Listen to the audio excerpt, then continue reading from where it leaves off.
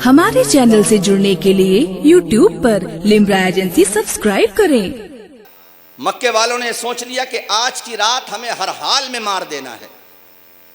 आपके घर का घेराव कर लिया गया, काशाना नबूवत को तलवारों ने घेर लिया। अल्लाह के रसूल सल्लल्लाहु अलैहि वसल्लम ने फैसला कर लिया, ऐ सिद्दीक आज की रात निकल जाना है। फैसला हो गया, हिजरत का फैसला हो गया, हुक्म इलाही आ गया, महबूब हिजरत कर जाओ। जब हिजरत की रात मेरे आका ने हजरत मौला अली को बुलाया और हजरत मौला अली को बुलाकर कहा, ऐ मौला, ऐ अली सुनो, ऐ अली सुनो, आज मैं मक्का छोड़कर मदीने जा रहा हूं, तुम मेरे बिस्तर पर लेट जाना, मेरे बिस्तर पर लेट जाना, और बिस्तर पर लेटने के बाद जब सुबह को उठना तो ये फला फला की अमानतें हैं, ये फला फला की रकम है, ये फला फला की अशियाएँ हैं, ये मक्के वालों की रकम है, ये मक्के वालों की अमानतें हैं। यानी कि वो लोग जो रसूलुल्लाह की दावत का रास्ता रोक रहे हैं, जो अल्लाह के रसूल को मारने पर हावी हैं, जो वो लोग जो अल्लाह के रसूल सल्लल्लाहु अलैहि वसल्लम को सताने में एक जर्रा बराबर गुंजाइश नहीं पेश कर रहे हैं, वो सब के सब एक तरफ नबी को सता भी रहे हैं। और अमानतदारी का आलम यह है कि अमानतें भी उसी अमीन के पास आ रही हैं। अरे वाह वाह वाह वाह वाह वाह, यही तो मैं रुख दिखाना चाहता हूं आपको। एक तरफ मार भी रहे हैं, एक तरफ दावतो इरशाद का रास्ता भी रोका जा रहा है, एक तरफ सताया भी जा रहा है, एक तरफ कहा जा रहा है, नबी सुन लो, हम तुम्हें कभी आगे नहीं बढ़ने देंगे, तुम्हें मक्के में मार देंगे, तुम्हारे खानदान को तबाह कर दिया जाएगा, तुम्हें आगे नहीं बढ़ने दिया जाएगा, ये चंद लोग तुम्हारा क्या करेंगे। यकीन जानो हर तरीके से मुस्तफ़ा को सताया गया, हर तरीके से रास्ता रोका गया, लेकिन ये सब के सब दुश्मन जब इन्हें अपनी रकम की फिक्र होती थी, जब अपनी अमानतों की फिक्र होती थी, जब अपने माल की फिक्र होती थी, तो मक्के की सरजमीन पर मुस्तफ़ा से बड़ा न कोई अमानतदार नजर आता था, न दियानतदार नजर आता था। मेरे अजीज मुअज़्ज़ज़ सामीन, यही वो रुख है, सुभान अल्लाह सुभान अल्लाह, यही वो नबी की जात का, नबी की सीरत का रुख है।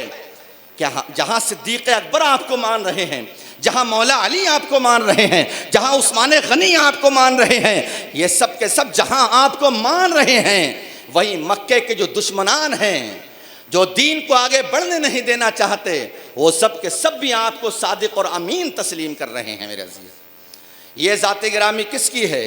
ये अल्लाह के रसूल सल्लल्लाहु ताला अलैहि वसल्लम की ज़ात गिरामी है। मेरे आका पूरी कायनात के लिए सरापा रहमत बनकर तशरीफ़ लाए हैं। मेरे अजीज़, और आपकी शान शौकत के तज़किरे फ़कत मुसलमानों ने नहीं किए हैं, बल्कि इस रुए ज़मीन पर बसने वाले हर मकतबे फ़िक्र के लोगों ने, हर मज़हब व मिल्लत के लोगों ने अल्लाह के रसूल सल्लल्लाहु ताला अलैहि वसल्लम की शान में तज़किरे किए हैं, आपकी शान को बयान फरमाया है। एक नाम यहाँ पेश कर दूँ मैं, दौरे हाजिर का एक नाम है माइकल हार्ट, जानते हैं आप लोग? इसने एक किताब लिखी।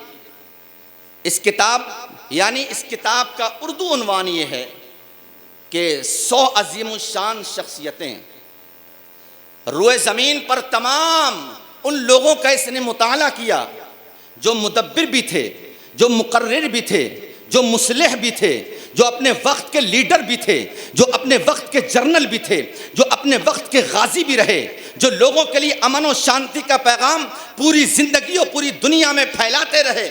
ऐसे लोगों को इसने पढ़ा और पूरी दुनिया में से 100 अफराद ऐसे मिले, 100 अफराद जो तमाम दुनिया पे हावी थे, जिनके तज़किरे निराले थे।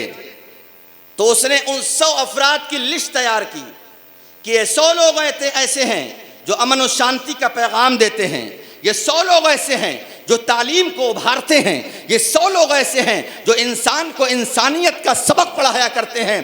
जब 100 लोगों की जमात उसके सामने आ गई, अब इन 100 लोगों पर नज़र अमीक़ से उसने मुताला किया, इन 100 लोगों को ऊपर नीचे आगे पीछे करके उसने पढ़ा, तो वो इस नतीजे पर पहुंचा कि इन 100 में अगर कोई एक नंबर की हैसियत रखता है, इन 100 में अगर कोई मुमताज है, इन 100 में अगर कोई लासानी और लाजवाब है, तो वो ज़ात मोहम्मद अरबी सल्लल्लाहु ताला अलैहि वसल्लम की ज़ात है। सुभान अल्लाह सुभान अल्लाह। बहुत खूब, बहुत खूब, बहुत खूब। कोई मुसलमान नहीं है, ये ईसाई है, ये ईसाई है जिसने किताब लिखी और इस किताब में सबसे ऊपर नाम मुस्तफ़ा जाने सुभान अल्लाह सुभान अल्लाह सुभान अल्लाह।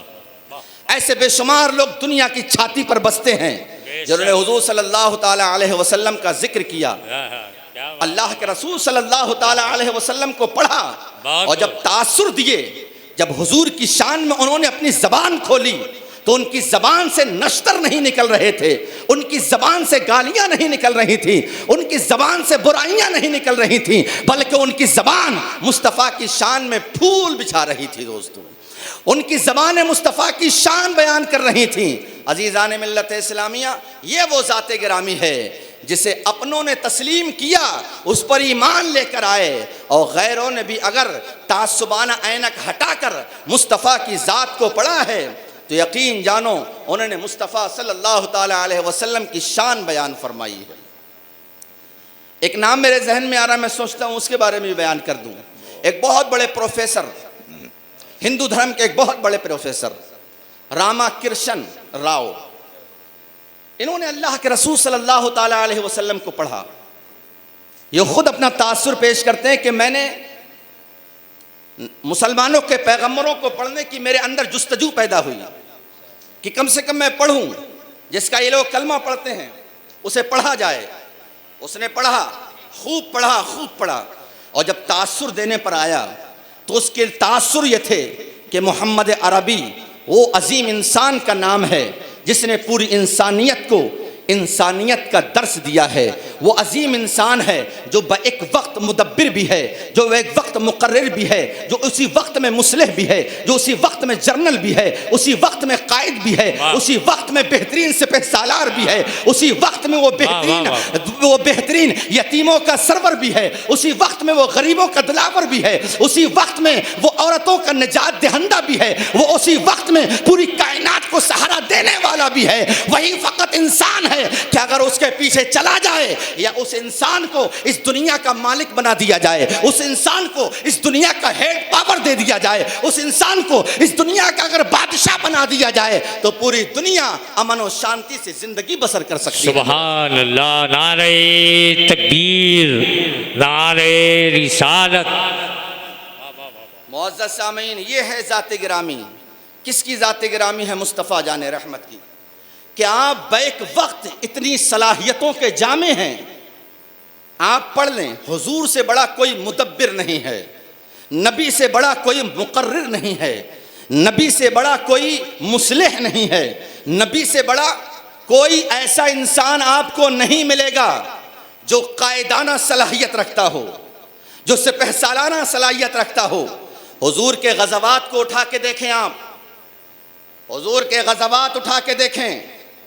आज दुनिया की लड़ाइयों को आप पढ़िए, हमने बेशुमार लड़ाइयाँ पढ़ी और हमारे सामने बेशुमार लड़ाइयाँ हो रही हैं। हम नबी की ज़रा गज़वात बयान करें। अगर सीरत के तालिब इल्म हैं आप तो आप शायद वहाँ तक पहुँचेंगे। अल्लाह के रसूल सल्लल्लाहु अलैहि वसल्लम जब हिजरत करके मदीना तशरीफ़ ले जाते हैं तो वहाँ से गज़वात का सिलसिला शुरू होता है, वहाँ से कुफ्र और इस्लाम की लड़ाइयाँ का सिलसिला शुरू होता है। मेरे नबी की हयात में तकरीबन 86 जंगें हुई हैं। सराया और गज़वात मिलाकर, सराया यानी वो जंगें जिसमें नबी खुद नहीं गए, लेकिन आपने अपना किसी को नायब बनाया, किसी को लीडर बनाया, किसी को कायद बनाया, सिपहसालार बनाया और उसे भेज दिया, जाओ तुम चले जाओ। और जिस गज़वे में, जिस जंग में मेरे आका खुद शरीक हुए उसे गज़वा कहा जाता है। तो गज़वा और सराया मिला के तकरीबन 86 जंगें हैं। तवज्जो चाहता हूँ अहले स्टेज की भी इस बात पर। मैं अजीज़ान मिल्लत इस्लामिया, दुनिया का नक्शा हमारे सामने है। इस पूरे नक्शे पर बड़ी बड़ी जंगें अभी माजी करीब में हुई हैं। लाखों करोड़ों लोग मारे गए हैं एक जंग में। हम नबी की जंगों का जरा मुताला करें। अल्लाह के रसूल सल्लल्लाहु अलैहि वसल्लम की जंगें तकरीबन 11 साल में 46 जंगें हैं, और 46 जंगों में मुसलमानों की तादाद जो शहीद हुए हैं वो तकरीबन 250 या 300 के बीच में है। तवज्जो चाहता हूँ मेरे नबी पर जानिसारों की, जिन्होंने आपके कदमों पर अपनी जानों को निछावर कर दिया, इस्लाम की इशाअत व तबलीग के लिए जो कुर्बान हो गए, उनकी तादाद तकरीबन 250 से 300 के बीच में है, मुख्तलिफ रिवायात हैं, लेकिन इससे ज़्यादा नहीं।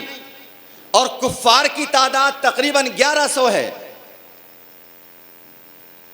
86 जंगें हैं। मुसलमानों के मरने की तादाद 300 है और कुफ्फार के मरने की तादाद 1100 है।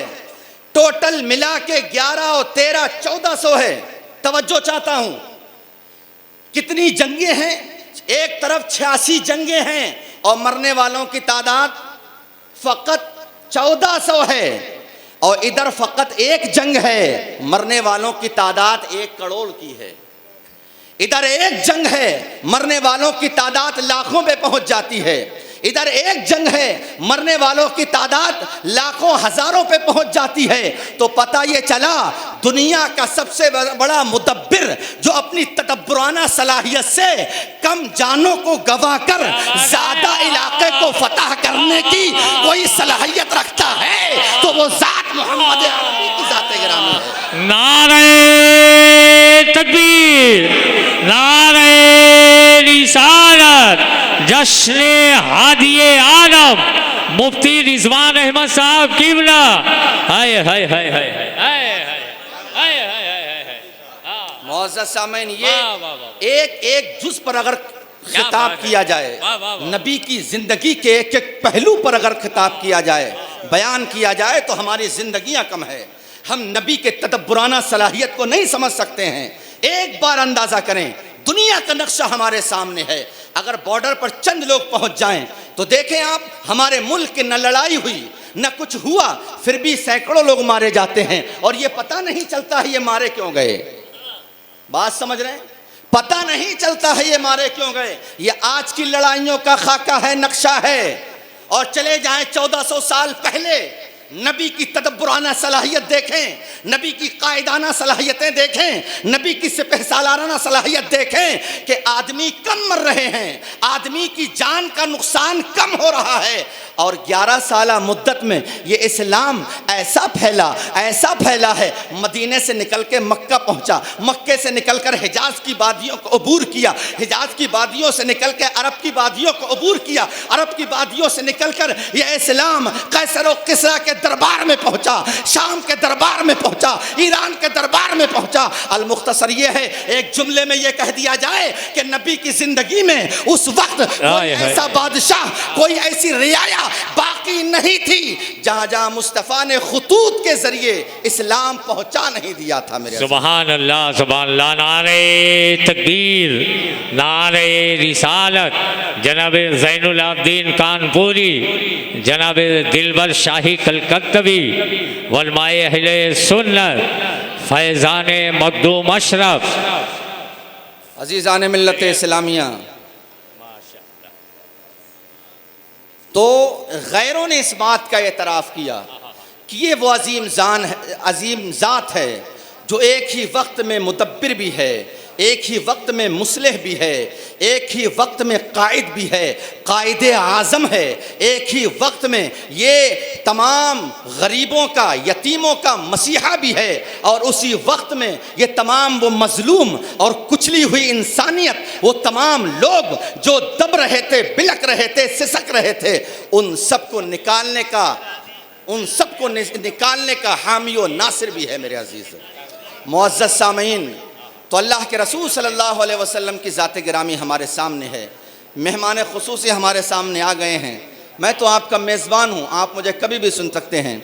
जुमे में पहुँच जाएँ तो आपको मैं मिलूँगा, दिगर आप चेहलुम में, 40 में मैं, और तीजे में आप अगर सोचेंगे तो वहाँ मैं मिलूँगा, शादियों की महफ़िलों में मैं मिलूँगा, यानी हर महफ़िल में आप मुझे देख सकते हैं। लेकिन मैं नहीं चाहता कि मेहमानों के और आपके बीच में ज़्यादा देर दीवार बन के मैं खड़ा रहूं। इंशाल्लाह फिर कभी मौका मिलेगा तो मैं इस जो तिश्ना है, ये जो उन्वान तिश्ना है, इसको इंशाल्लाह हम पूरा करने की कोशिश करेंगे। उससे कबल मैं एक वाक़या आप हज़रात तक सीरत के हवाले से पेश करना चाहता हूँ, उसके बाद इंशाल्लाह अपनी जगह ले लूँगा। अल्लाह के रसूल सल्लल्लाहु अलैहि वसल्लम, पूरी तवज्जो चाहता हूँ मेरे अजीज़। अल्लाह के रसूल सल्लल्लाहु ताला अलैहि वसल्लम, एक दिन महफिल सजी हुई है, साहबा इकराम हैं, महफिल सजी हुई है। अल्लाह के रसूल सल्लल्लाहु ताला अलैहि वसल्लम ने इरशाद फरमाया, सहाबियों को मुखातब करते हुए मेरे आका ने फरमाया, ऐ लोगो, ऐ मेरे जानेसारो सुनो, अब कुछ ही देर में ये जो सामने दरवाज़ा है, इस दरवाजे से मेरा आशिक दाखिल होगा, इस दरवाजे से एक ऐसा इंसान दाखिल होगा जो जन्नती होगा। बात समझ रहे हैं? पूरी तवज्जो अगर देंगे तो मज़ा आएगा, वरना फिर लुत्फ़ ख़त्म हो जाएगा। मेरे आका ने फरमाया है कि जो दरवाजे से दाखिल होगा वो क्या होगा? जन्नती होगा। लोगों ने देखा कि कुछ देर के बाद उसी दरवाजे से सबसे पहले दाखिल होने वाले एक सहाबी रसूल, अंसारी सहाबी रसूल थे। तमाम लोगों ने उन्हें मुबारकबाद दी कि आपके आने से पहले रसूलुल्लाह ने यह फरमाया था, आपके आने से कब्ल आका ने यह फरमाया था कि अब जो दाखिल होगा वो जन्नती होगा, लिहाजा आप जन्नती हैं, ये रसूलुल्लाह ने फरमा दिया। अब अल्लाह के रसूल महफिल, नारे तकबीर, नारे रिसालत, सैयद अशरफ मुन्ना मियाँ साहब किबला, नारे तकबीर, नारे रिसालत। ये आखिरी चीज़ पेश कर रहा हूँ जो हमारी इस्लाह से ताल्लुक़ रखता है, इसलिए मैं ये मेरी तकरीर का और मेरी ज़ात का और मेरे मिशन का और मेरी तकरीरों का जो मकसद है वो मकसद हुआ करता है कि मैं अपनी तकरीर में इस्लाही पहले ज़रूर रखूँ। तो बस ये बात अर्ज़ करके इंशाअल्लाह ख़त्म करता हूँ मैं। अल्लाह के रसूल, महफिल ख़त्म हो गई, अल्लाह के रसूल फिर महफिल सजी। मेरे आका ने फिर दूसरे दिन वही कलिमात दोहराए। मेरे आका ने फरमाया कि अब जो दाखिल होगा दरवाजे से वो जन्नती है। सहाबा ने टकटकी बांध के दरवाजे की तरफ देखा, क्या देखते हैं कि दूसरे दिन भी वही अंसारी सहाबी रसूल दाखिल हो गए। लोगों को बड़ी हैरत, आखिर माजरा क्या है? ये कौन सी ऐसी नेकी करके आता है जिस नेकी की वजह से इसकी को ये सआदत मिलती है? कोई दूसरा कल भी दाखिल नहीं हुआ, आज भी कोई दूसरा नहीं आया, ये आया। मेरे क्या, महफिल ख़त्म हो गई, तीसरे दिन फिर महफिल सजी। अल्लाह के रसूल सल्लल्लाहु अलैहि वसल्लम ने फिर वही कलिमात दोहराए कि अब जो दाखिल होगा वो जन्नती है। लोगों ने सोचा शायद आज कोई दूसरा दाखिल होगा, लेकिन कुछ देर के बाद लोगों की हैरत की इंतहा ना रही। लोगों ने देखा कि वही अंसारी सहाबी हैं जो पहले भी आए थे, उससे पहले भी आए थे, अब भी वही दाखिल हुए। पूरी महफिल ने उठ की मुबारकबाद पेश की। एक सहाबी रसूल हज़रत अब्दुल्ला, उनसे बर्दाश्त नहीं हुआ, वो अंसारी सहाबी के पीछे पीछे पीछे पीछे चल दिए। घर में पहुंचे तो अंसारी सहाबी ने पूछा, क्या बात है, मेरे पीछे पीछे क्यों? कहा, मैं आपके साथ कुछ दिन कुछ वक्त गुजारना चाहता हूं। ये कुछ वक्त गुजारने का मकसद अब्दुल्ला का ये था ताकि मैं ये जान जाऊं कि आखिर ये बंदा कौन सी नेकी करता है जो ये सआदतें हर दिन इसके हिस्से में आ रही हैं, मैं भी उस नेकी की कोशिश करूं। बात समझ रहे हैं? नेकी में ये नीयत होनी चाहिए कि अगर कोई इंसान अपनी नेकियों के जरिए बुलंदी पर पहुंचा है तो हमें हसद करने की ज़रूरत नहीं है, बल्कि हमें यह देखने की ज़रूरत है ये बंदा नेकियों के ज़रिए उस कमाल तक पहुंचा है, तो उसी सीढ़ी के ज़रिए, उसी रास्ते के ज़रिए उन कमालात को हम भी छूने की कोशिश करें। लिहाजा हज़रत अब्दुल्ला ने कहा कि मैं आपके यहाँ चंद दिन रहना चाहता हूँ। ठीक है, कोई बात नहीं, रह लो। वक्त गुजरा, रात आई। रात में दोनों ने इशा की नमाज़ पढ़ी, बिस्तर लगाया गया। हज़रत जो अंसारी सहाबी हैं उन्होंने चादर ओढ़ी और सो गए। हज़रत अब्दुल्ला तो सोने नहीं गए थे, वो तो ये देखने गए थे आखिर ये इबादत कौन सी करता है। बात समझ रहे हैं? ये इबादत कौन सी करता है। लिहाजा रात भर चादर हटा हटा के देखते रहे।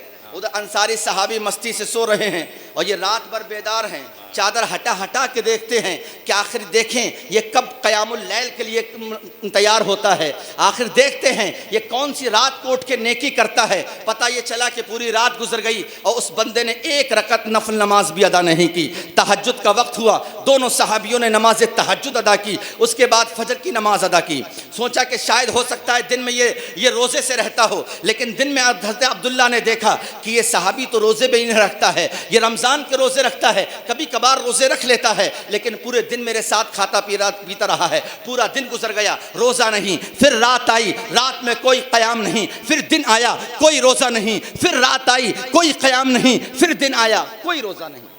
अब हज़रत अब्दुल्ला ने अंसारी सहाबी से इजाज़त मांगी कि मैं जाना चाहता हूँ, अब अंसारी साहबी ने पूछा, ये बताओ कि तुम आए क्यों थे, यहाँ आने का मकसद क्या था। अब हज़रत अब्दुल्ला ने कहा, मेरे आने का मकसद ये था, मैं ये जानना चाहता था कि जब नबी की ज़बान हक़ से ये निकला था कि अब जो इस दरवाज़े से दाखिल होगा वो जन्नती होगा, तो मैंने सोचा न जाने कौन खुश नसीब होगा, लिहाजा आप दाखिल हुए। दूसरे दिन मेरे आका ने फरमाया आप दाखिल हुए, तीसरे दिन मेरे आका ने फरमाया आप दाखिल हुए। तो मैं ये देखने आया था कि वो कौन सी नेकी आप करते हैं जिस नेकी की बदौलत आपको ये सआदतें मिली हैं। हज़रत अंसारी साहबी ने कहा कि मैं कोई नेकी नहीं करता, मेरे दामन में कोई ऐसा अच्छा अमल नहीं है जिसकी वजह से ये मुझे सआदत मिली है। हज़रत अब्दुल्ला ने सोचा कि कुछ तो ज़रूर होगा, वरना इतनी बड़ी सआदत तो न मिलती। बहरकैफ हज़रत अब्दुल्ला वापस हुए तो अंसारी साहबी ने बुलाया, पूरी तवज्जो चाहता हूँ, अंसारी साहबी ने बुलाया और हज़रत अब्दुल्ला से कहा, ए अब्दुल्ला सुनो, एक नेकी है मेरे पास, एक नेकी है मेरे पास, हो सकता है कि उस नेकी का ये इवज़ हो सकता है कि उस नेकी का ये बदला हो। हज़रत अब्दुल्ला ने बड़ी तजस्सुस से पूछा, आखिर वो नेकी कौन सी है। तवज्जो चाहता हूँ, बात आपको हल्की लगेगी लेकिन बड़ी भारी बात है। ये सोने से तोली जाए तो सोना हल्का है, ये बात भारी है, इसलिए कि बात मुस्तफ़ा जाने रहमत की है, हमारी और आपकी बात नहीं है। मेरे आका ने कहा कि आप जन्नती हैं, तीनों दिन वही जन्नती निकले हैं। अब हज़रत अब्दुल्ला के सामने हज़रत अंसारी साहबी ये कहते हैं कि मेरे दामन में एक नेकी है। कहा वो कौन सी नेकी है। कहा वो नेकी ये है कि ये जो मेरा दिल है, ये जो मेरा दिल है, इस दिल के अंदर किसी के ताल्लुक़ से हसद नहीं है। ये जो मेरा दिल है, इस दिल के अंदर किसी के ताल्लुक़ से बुग़्ज़ नहीं है। ये जो मेरा दिल है, इस दिल के अंदर किसी के ताल्लुक़ से नफ़रतें नहीं हैं। ये जो मेरा दिल है, ये आईने की तरह साफ़ व शफ़ाफ़ है। ये जो मेरा दिल है, ये हर इंसान से प्यार करता है। ये जो मेरा दिल है, इसमें नफ़रतें नहीं हैं। ये जो मेरा दिल है, ये हसास तबीयत रखता है। ये जो मेरा दिल है, ये अल्लाह की हर मखलूक से प्यार करता है। अज़ीज़ान मिल्लत इस्लामिया, अब ये पता चला है कि ये नेकी कि अगर दिल साफ सुथरा हो जाए तो ये सआदत मिला करती है, ये नेक बख्ती मिला करती है। तो पता ये चला, नमाजें एक तरफ, रोज़े एक तरफ, ज़कात एक तरफ, हज एक तरफ, सदक़ात एक तरफ, क़यामुल लैल एक तरफ, सयाम एक तरफ, ये तमाम इबादतें एक तरफ हैं। अगर इंसान का दिल काला है, इंसान के दिल के अंदर बुग़्ज़ है, इंसान के दिल के अंदर हसद है, इंसान के दिल के अंदर कीना है, तो ये तमाम इबादतें भी इंसान को वो उरूज, वो कमाल अता नहीं कर सकती हैं जो कमाल ये दिल अता फरमा सकता है दोस्तों। और आज ये बीमारी हमारे समाज में, हमारे भाइयों में, हमारे बुजुर्गों में बढ़ चढ़कर हिस्सा ले रही है। एक गरीब को देखो अमीर से जलता हुआ नजर आता है, एक अमीर को देखो गरीब से घिन और नफरत करता हुआ नजर आता है, एक आलिम को देखो वो जाहिल से नफरत करता हुआ नजर आता है, एक जाहिल को देखो वो आलिम को गुरूर और तकब्बुर का पहाड़ दिखता हुआ नजर आता है। आप एक मुरीद को देखें आप तो पीर से नफरत करते नजर आता है, एक पीर को देखें तो वो दोस्तों दूसरों के पीर मुरीदों से नफरत करता हुआ नजर आता है। अल मुख्तसर ये है कि आप समाज के जिस हिस्से पर नजर डालें, आप इस तबके के जिस हिस्से पर नजर डालें तो इंसान के जिस्म को खूबसूरत पाएंगे, इंसान के लिबास को खूबसूरत पाएंगे, इंसान के मुआशरे को खूबसूरत पाएंगे, मकान को खूबसूरत पाओगे, दुकान को खूबसूरत पाओगे, गाड़ियों को चमकती हुई पाओगे। लेकिन अगर दिल झांक के देखा जाए तो ये दिल काला नजर आता है, इस दिल के अंदर हसद नजर आता है, इस दिल के अंदर कीना नजर आता है, इस दिल के अंदर बुग़्ज़ नजर आता है। कसम खुदा की अगर इंसान इस दिल को साफ कर ले तो ये साफ और शफाफ दिल इंसान को उस उरूज तक पहुंचा सकता है जिस उरूज तक उसको नमाज और रोजा नहीं पहुंचा पाता है। दोस्तों मुअज़्ज़ज़ सामईन, तो हमें इस दिल को साफ करने की ज़रूरत है, हमें इस दिल को साफ करने की ज़रूरत है। और दिल के ताल्लुक़ से हदीस पाक है ना, सब लोग पढ़े लिखे हैं, हर बात बताने की नहीं। मेरे आका ने फरमाया दिल जो है, ये दिल इंसान के पूरे जिस्म का सरदार है। ये दिल जो है ये इंसान के पूरे जिस्म पर हुक्मरानी करता है। ये दिल जो है ये इंसान के पूरे जिस्म पर इख्तियार रखता है। अगर ये दिल पाक हो जाए, ये दिल साफ हो जाए, ये दिल अच्छा हो जाए, ये दिल बेहतर हो जाए, तो ये तमाम आज़ा बेहतर रहते हैं। ये दिल बेहतर हो जाता है, ये साफ़ो सुथरा हो जाता है तो पूरा जिस्म साफ़ो सुथरा हो जाता है। और ये दिल फासिद हो जाए, ये दिल काला हो जाए, ये दिल कमीना हो जाए, ये दिल जो है बुग़्ज़ और हसद का शिकार हो जाए, तो कसम खुदा की पूरा जिस्म इंसान का काला और गर्द व गुब्बार से आलूद हो जाया करता है मेरे अजीज़। लिहाजा नबी की सीरत हमसे ये कहती है कि हमें शक्लों को संवारने से ज़्यादा ज़रूरी है कि हम अपने दिल को संवारें। नबी की सीरत हमसे ये कहती है हम अपने लिबास को संवारें, उससे ज़्यादा ज़रूरी है कि हम अपने दिल की इस्लाह फरमाएं। हमारे नबी की सीरत हमसे ये कहती है कि अगर गरीब है तो उससे घिन न की जाए, कोई अमीर है उसकी दौलत को देखकर नफरत न की जाए, कोई इंसान मशहूर है उसकी शोहरत को देखकर आप उससे नफरत न करें, कोई इंसान इस मुआशरे में अगर दबा कुचला है, कोई इंसान ऐसी सोसाइटी से ताल्लुक़ रखता है जहाँ कम पढ़े लिखे लोग हैं, तो याद रखें ये सब अल्लाह की मखलूक है और अल्लाह की मखलूक से प्यार करना, उसकी खिदमत करना, ये अल्लाह तबारक व ताला को सबसे ज़्यादा महबूब और पसंद है मेरे अज़ीज़। मेरे कैफ अल्लाह ताला हम सबको सुनने और सुनाने से ज़्यादा अमल की तौफीक बख्शे। हमें नबी की सीरत इस बात का दर्स देती है कि हमारे जो नबी हैं वह हर एतबार से कामिल और जामे हैं। दोस्तों, हमें अपनी ज़िंदगी का हर मसला, अपनी ज़िंदगी का हर मुश्किल काम, अपनी ज़िंदगी का हर मरहला, अपनी ज़िंदगी हर मुश्किलात हमें दुनिया के किसी इंसान के बाप में तलाश करने की ज़रूरत नहीं है, सीरत के बाप में तलाश करने की ज़रूरत है। अल्लाह तबारक व ताला हमारी इस महफ़िल को कबूल फ़रमाए। मेरे बोलने में कोई खामी या लग़्ज़िश हुई है मौला ताला आमद मुस्तफ़ा के तुफ़ैल से माफ़ फ़रमाए। मैं सच्चे दिल से तौबा करता हूँ। अस्तग़फ़िरुल्लाह रब्बी मिन कुल्लि ज़ंबिन व अतूबु इलैह, अस्तग़फ़िरुल्लाह रब्बी मिन कुल्लि ज़ंबिन व अतूबु इलैह, ला इलाहा इल्लल्लाह मुहम्मदुर रसूलुल्लाह सल्लल्लाहु ताला अलैहि व आलिहि वसल्लम व मा अलैना इल्लल बलाग। अस्सलामु अलैकुम व रहमतुल्लाहि व बरकातुहू।